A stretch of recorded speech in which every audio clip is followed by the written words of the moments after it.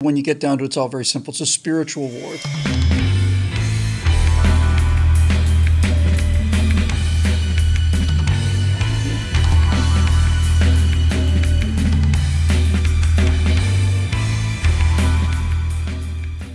And we're back. Hi, everybody. I'm Bill Whittle back again with my friend Alfonso Rachel for the Virtue Signal. Special thanks to Scott Ott for filling in for us last week. I had a bunch of cells here on the upper lip that just weren't playing along. You know, they couldn't behave, couldn't behave themselves, couldn't just play with everyone else. They were on camera. They're a pretty privileged bunch of cells, but no, they have to start convincing all the cells around them to be like them. It's like having a progressive on your lip. So those cells have been asked to leave the premises. Had the Mohs procedure a week ago on Monday, and I never even had to take an aspirin. So thank you again for bearing with us, all the kind words and the prayers and everything, and thanks again to Scott for sitting in on this one. So this one's going to be just really unfocused, more so than usual. But it's something that's been gnawing kind of on the outside of things for a while now. So I listen to an awful lot. In fact, all I listen to, I read a lot and I listen to YouTube, and that's it. I don't watch TV. I don't watch fictional entertainment. I just don't. But I watch a lot of user-generated content, and obviously these things take you here, and then this takes you here. You find yourself someplace very far away from where you started. And this is what happened in this case. So just a couple days ago, I heard about a case that happened back in 2019 about a young woman named Bianca Devins. And her name's not important to the larger point, but she had a small YouTube following and got involved on 4chan, and there are lots and lots and lots of lonely guys there, and they obsessed over her, and one of them murdered her and did it on camera and then posted it to the internet so that he could get the likes and the views. So what I'd like to talk about is this idea of human predators, because there was another shooting at the 4th of July here in Los Angeles. Some guy opened up and just killed 6 people. And I would like to have a discussion with you, because I don't have a point really to make here so much as something to try to explore. And that is, what do we do about these human predators? I think the first thing we have to do is we have to start with a recognition of how unbelievably rare they are. You know, this idea that we live in this murderous society. I mean, it's 0.0000001% of 300 and something million people that go wrong like this, but they do. Virtually all of the people in the mass shootings and the people who commit crimes like this one against this, this just apparently very sweet and beautiful young girl who just got, wrapped up in the whole internet thing. I guess where I'm going with this is somewhere like this. There was a time in this country where if there were people known to be dangerous, anything from horse thieves to murderers and rapists, was made clear to them that they weren't welcome. And if they decided to stay, basically the good people went out there and eliminated the problem. Now, there's a lot of problems with that problem. One of them is due process, and you don't want innocent people strung up. You don't want people strung up because of how they look. You don't want any of that stuff. But it seems to me that these days we are essentially powerless, not as a society or as a government. There just seems to be missing that kind of sheepdog sense, that there were people constantly watching out for the flock. Just, I mean, in a physical sense now. I'm not talking about spiritually. That there was a sort of a security cordon around the innocence of most people, and that there were men who were willing to basically go out there and not wait for the wolves to come in and start tearing up the chickens. But, you got a wolf problem, you go out into the woods and you deal with the wolf problem. And so here I am with this really vague, conflicted view of things. I don't believe in vigilantism. I'm not talking about that exactly. I guess I'm just talking about the fact that there doesn't seem to be enough of a deterrent. There doesn't seem to be enough of a no one's blowing these guys back. You know, no one's throwing blowback pitches to these guys, telling them you don't want to go down this road. You know what I mean? I know this one's a complete mess, but there you go. That's what I was thinking. It's kind of hard for it to not be a mess, man, because that's what we're talking about. We're talking about something messy, man. It is messy. And okay, so even though the statistics on it may be small, I guess, you know, proportionately, I mean, still one person being murdered is too many. That's it. It's hard to tell them, hey, guess what? That was extremely unlikely. Yes, but I mean, you still don't want it to happen. And really, when you get down to it, I mean, thousands are being murdered every day, you know, in the abortion clinics. And people take these things as, well, it's not really, you know, I mean, it's not really murder, but yes, it actually is. And I tie that in with this because, you know, it's an entitlement thing. And the reasons why it's an entitlement thing, it's a pride thing, it's an insecurity thing. And it's a demonstration that there's no sanctity of human life. Yes. It's a demonstration that we just, you know, we don't really care. It's not like, you know, it's not like we should be protecting people, born or unborn or whatever. You know, it's something that happens. Sure.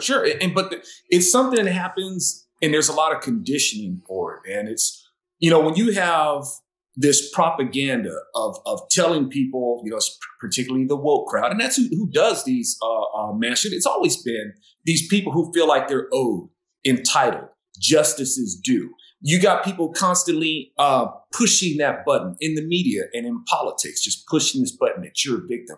You know, even the funny thing is with the Democrats, that's how they've always seen themselves, as victims, entitled, and they're owed this justice. And they have this justification to do it. This goes all the way back to, you know, with the Confederacy. You know, they felt that they were entitled to what it is. And if you wanted to take this entitlement away from them, well, they were going to fight you to the death for it. Actual physical violence. Yes, actual physical violence. Even when, you know, when they made their flag, the stainless banner, you know, and the stainless banner, which has this white field and the Confederate flag sitting up in the corner of it. And if the inspiration from it, well, from the Democrat, William Thomas, the heaven ordained supremacy of the white man over the Negro. That was everybody thinks that the Confederate flag that everybody knows, they think that was the official flag of the Confederacy. It wasn't. It was their battle flag. Yes. The actual official flag of the Confederacy was the one you're describing. So, I mean, and it's gone through, you know, different iterations. You know, you've had that one, you had the bloodstained banner, still included, and then you had the Confederate battle flag. And so I'm not going off on a rabbit trail about to talk about the battle flag. What I'm talking about is this sense of entitlement.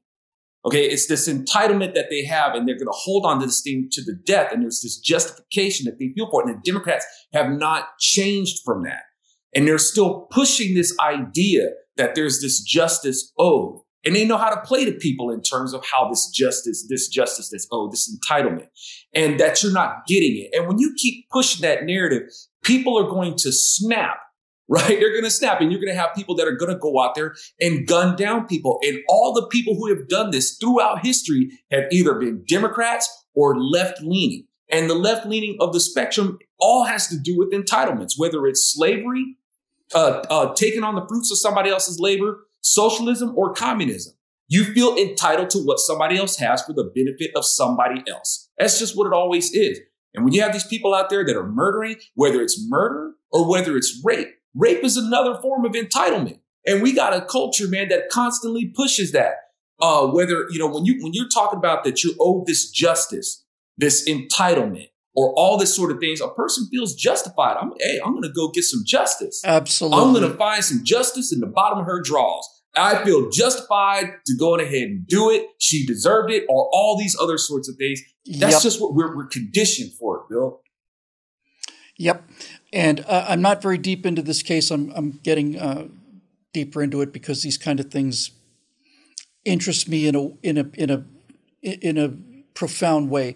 These kind of cases, like the ones of Bianca Devins, again, I don't have all the details of it yet, but certainly the basics of it are clear. She was an extremely attractive young girl. She had a bunch of online relationships and developed a guy who was like a stalker, and the stalker murdered her on camera, and then broadcast that.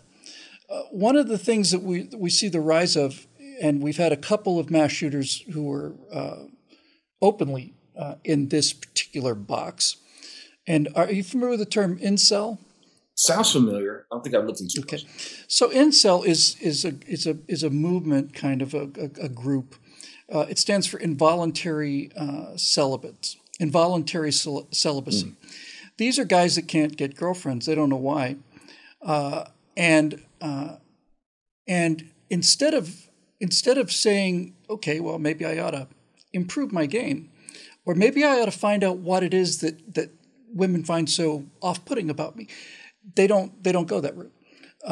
They're entitled. They're exactly entitled. And when one of these guys shot up a bunch of things because these girls had ignored him, this group of incels cheered him on. They cheered on the murder. Congratulations, way to go. There's a similar kind of thing in this particular case, similar kind of thing all over the place. She was asking for it, or she was so stuck up, or you know what I mean? All the excuses that you just listed, this entitlement, this sense of entitlement. The thing I'm interested in is I understand the reality of the imperfection of humans and the imperfection of this stuff, right? So I don't ever believe we can live in a world that exists without murder or crime. I just think that's an unrealistic goal. But what I think is a realistic goal is there are certainly in the cases of these kind of obsessive guys that murder women, the men that murder women through domestic violence, the mass shooters, there are certainly signs in advance of these horrors that these people were bad eggs. And here's where I really get into conflict, because I am 100% against this idea of red flag laws, right? 100% against it. And the reason I'm against it is because I don't trust law enforcement. I don't trust the government. I don't trust the people who are actually, responsible for carrying it out. If you start passing laws like this guy, was talking about, dangerous stuff, we ought to investigate him, then it just becomes a tool for harassing people. It's like calling a SWAT raid in on somebody you don't like, right? With that said, it seems to me that in healthy societies and at times in our history and through other societies' histories, it has been clear that there are a certain number of bad eggs, and I don't want to get into what made them bad eggs. In many cases, the stories of the backgrounds in the childhood of mass murderers are horrific. That's not the point I'm interested in today. The point I'm interested in is that we used to be able to have at least an agreement, right, that predation was wrong. When I say predation, I mean murdering people, stalking them, raping them, harassing them, hitting them, all of this. It's wrong, and it will not be tolerated, and it's not even the government's job to stop it. It's the job of the citizenry to make it clear that that this kind of thing is we're just not going to tolerate it, and that's gone. And there's so many things that are related to this, so many things that are folded into it. And one of the big ones is this idea, certainly in California. You moved back to America, but here in California, if somebody comes through your window, at 4:00 in the morning, and they're inside your house, and you shoot them dead, they will take you to jail, right? And so when you have that kind of inversion, not only of justice, but here's the thing about the left's attitude towards all of everything. They cannot understand the concept of cause and effect, right? It's absolutely beyond their ability to understand cause and effect. You're in favor of, you're a pro-life guy? Yes, of course. Well, then how come you support the death penalty? Well, because this person murdered this person, that was the cause, this is the effect. The actions that person took are not acceptable actions. You see the difference? That's the difference between guilt and innocence. But they don't see any of this stuff. And so since they've removed cause and effect, and since they've removed right and wrong, and since they've removed the entire idea of behaving in a lawful, just, disciplined manner versus rampage. Just the fact that somebody can come through your window with a knife at 4 a.m. and you defend yourself and your property and your family, and you are now going to jail because of it, or at the very least, you're going down to answer, some questions instead of being given a medal, which is what should happen.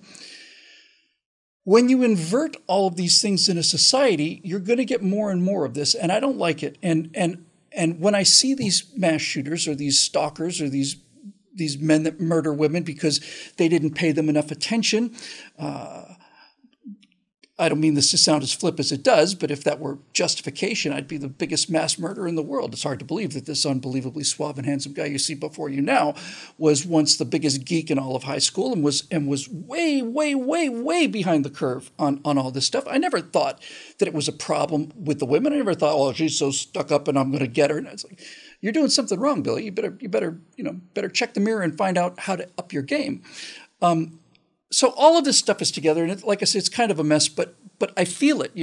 I feel like I can feel the societal tide pulling us ever more in a direction that we don't want to go, and that's why I like talking to you about these things. Right on, man. Likewise, and because you bring some heavy stuff, man, and you hit it on the head. These people there's this inversion things. You can see it they're just backwards and inverted and perverted. It's like you can even see it, when they're trying to tell you, it's like, yes, this is, these people claim to be against absolutes. They claim that they're not absolute. It's like, no, you're absolutely wrong about that. You guys are very absolute. And you demand that we absolutely believe you. When we're looking right at that, we know that it's absolutely wrong. But, the thing that kind of scares me, like off the top of my head really quick is, like you're mentioning that this person did this thing and they basically made a snuff flick. Well, why would he even make this snuff flick? Why would he even post such a thing? Well, because there's people out there who will watch it. That's scary. And when you ask, why isn't there pushback against this? It's sad because it's almost balanced by how much invite there is for this. It's like, post that thing. You're going to get, this stuff's going to go viral, right? Yeah, man, that's the life goal of an entire generation. And I want to say something about like red flag. Like you, I'm totally against red flag laws. I wish, and I'd like to do a narrative about this actually. Now that you mentioned, with the red flag laws and the whole background check. Do I think there should be a background check? Yes. Do I think that the state should be overseeing it? No. I think if I sell guns, right, I got me a gun shop. If a person wants to come in and buy my guns, let me say I'm going to run a background check on them. Now, I'm not obliged by the That's an interesting choice. Yeah, I'm not obliged by the state to do it. I'm a free market person, and I'm going to say, look, man, I want to do my due diligence. I'm going to show my responsibility in checking you out. I want my community safe. I want good community reviews. And when people come into Zoe's gun shop, they know that he checks people out before he releases this lethal weapon to them. Now, I have never heard this idea before. It's really good. But check this out. They would say, well, you're infringing upon my rights to keep and bear arms. I'm like, you can keep all the you can keep all the arms that you want, just as I can keep mine. These are my firearms, and not only that, no shirt, no shoes, no soul, no service. Right? That's right. You can go and visit another gun shop. No, that's great. Because here's the thing: just like you have the right to keep and bear arms, I also have the constitutional right to property. I got the God-given right to property. These guns are my property. Now, if they're my property, I have the discernment on who I'm going to sell them to. Absolutely, yes. And I want them good Yelp reviews, okay? So that's how we're supposed to do that in this self-governing, we the people operation that we're supposed to have. I didn't involve the government in it. I took personal responsibility in making sure that my clientele is squared up and we can do good business. And I'm certain that I have a better idea that you're not going to take my product and go out and infringe on somebody else's rights. You said right at the beginning, you said the word pervert, and now the entire concept of perversion is old-fashioned, out of date. You know what I mean? It just, in our modern times, it's a relic of the past. And I'm being sarcastic here because if you call somebody a pervert in a way that you mean it, chances are you'll get pulled off of YouTube, even if you have tons and tons of evidence. Because we live in a world now where the entire idea of perversion is not only not acceptable, it's persecutable, right? You can't say to somebody that what they're doing is perverted, right? That's not being inclusive, and your hate speech, and you're taking away that person's safe space and all the rest of it. Although, by any measure, the person is a pervert, right? There's something wrong with them.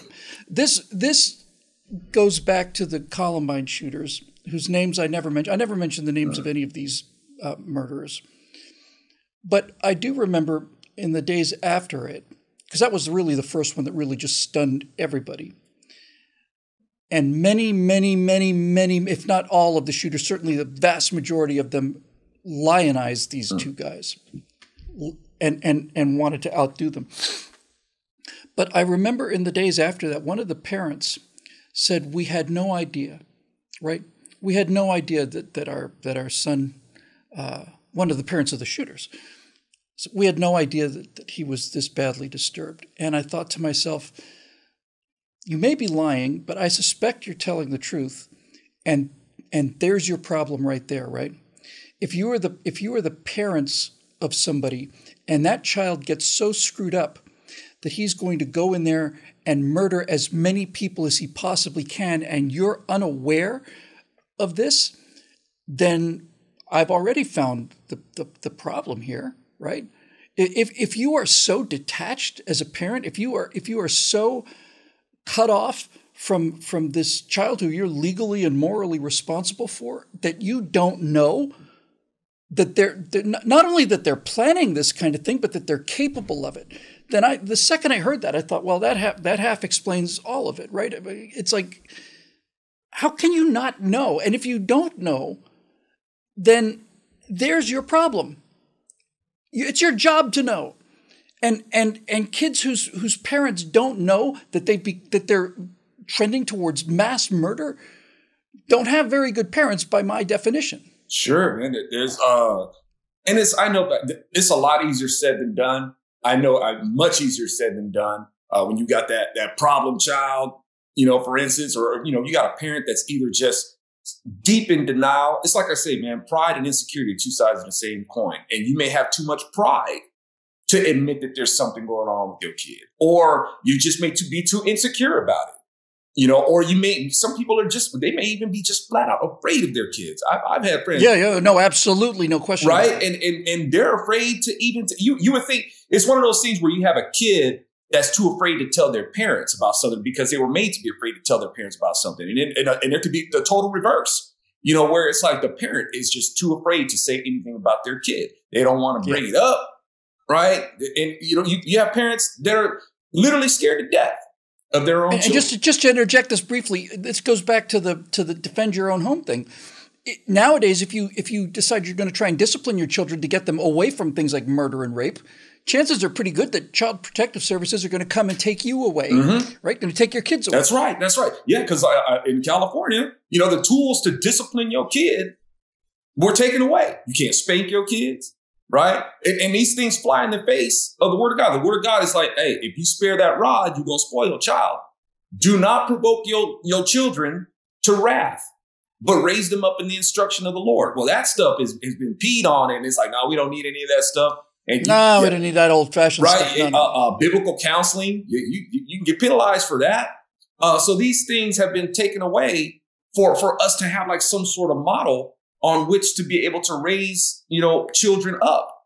And those things are frowned upon and have been replaced with, I don't know, Dr. Spock, timeout, and all that sort of stuff. It's like, the things that... Like treating them like they're adults. Like, let's reason with them. Yeah. They're 7. That's right. The thing is, and I talk about this stuff in my audiobook, A Solid Right Cross. But the things that we've been given over to discipline children, you can't spank them. Instead, you give them chores, right? And okay, well, the thing is, if you're going to associate chores and work with punishment, well, you're going to have a culture that's going to have a negative attitude towards work. That's great. And we see a lot of that now, right? That's great. We want a stimulus check. We don't want to work, or you're going to do what? You're going to take away their privileges? Oh, we got a lot of people with issues about privilege now, don't we? Right? What you going to do? It's like you're going to take these things away from them? And so people, they develop a negative attitude with these things when they get older. That's why the punishment should have been very basic. Whoop that behind. That's what you got to do. They'll understand that really quick. And that way they don't make negative associations with things like work and association with things like earning things and getting privileges and things like that. But now we got a culture that's totally turned off to it, but it's been conditioned in that way. Mm-hmm. Yeah, everything good is owed to you. Mm-hmm. And anything you don't get right away is the result of somebody who's keeping you down or harshing your vibe. Yeah, absolutely. And that's blueprinted since the very beginning. Just like you said, somebody's keeping you down and you're entitled to this. This is in the first flipping page. I shouldn't say flipping page unless you're flipping the page of the word of God. It's right there. Here comes the devil. Oh, the man is just trying to keep you down. You're actually entitled to this. And if you do that, ain't nothing going to happen, man. It's like, man, go for yours. Get your cheese, man. Or the fruit or whichever. That's always been wired into us. That's been prophesied about us. And people are still doing the same thing to this very day. And if they don't get what they want, well, then they'll go and snap on people. I mean, Adam and Eve, like I said, they're the first murder-suicidal couple. When they ate of that tree became an abortifacient and it aborted us spiritually. And now you got a lot of people out there who are spiritually dead, and they're trying to look to drag other people with them because they feel entitled to these things. Yep. Like everything else, the more you dig into all of these things, all of it, you find out really when you get down to it, it's all very simple. It's a spiritual war. It's that simple, really. It's honestly is. So I brought this in today. This is for the audience that was watching. I brought this in today because as I was listening to the story on the way in, I realized how much I hate these people. No. Not the left, because that's a difference of opinion and a very bad opinion. I don't want to hurt any political opponent. I've never wanted to hurt them. I just want to convince them. And if I can't, then I'd like them to go away. But I don't want to hurt anybody who's a political opponent. But when it comes down to murderers, when it comes down to people who murder, who stalk, rape, assault, harass, I hate them, and I want them gone. I want them gone because of the cause and effect relationship, right? Nobody is bothering you, but if you decide that you obsess on somebody and you're going to do any one of these things to them, then you have caused a lot of damage, and I want that wolf out of here. And we're living in a society where it's becoming harder and harder to even talk about these things, let alone actually do anything about them. That'll do it for this edition of the Virtue Signal, made possible by the members here at BillWhittle.com, to whom we are continually grateful. And if you're one of those people who's watching the show and you're not a member, then you should at least say thank you to them too, because it's their generosity and vision and all the rest of it that makes these shows possible. For Alfonso Rachel, I'm Bill Whittle. We'll see you next time right here on the Virtue Signal.